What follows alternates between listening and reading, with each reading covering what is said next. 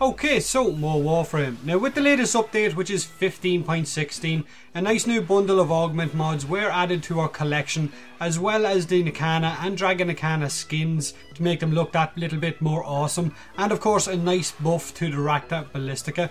So the first mod that caught my eye out of the 3 new ones was the Piercing Roar augment for Rhino, which will cause all enemies inside 25 meters to take minor puncture damage and a puncture debuff. But is it actually worth it? I will let you guys decide that. I'm not going to make your minds up for you.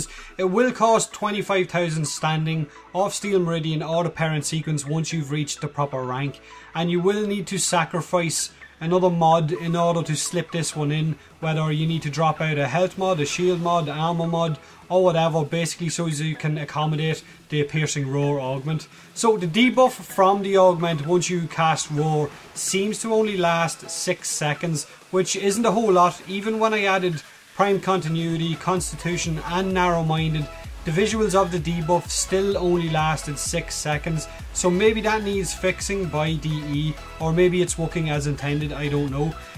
6 seconds doesn't seem like a whole lot.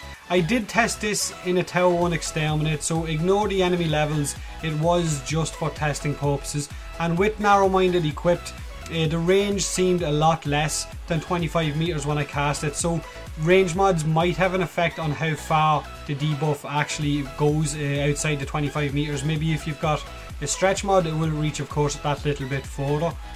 Now the mod itself has no real negative effects on Roar, and if anything it buffs it, so if you're a Rhino that's modded for Roar and Stomp, then this might be a welcome mod to stick into your setup. And maybe with the upcoming raids this mod might be useful for certain enemy types, who knows.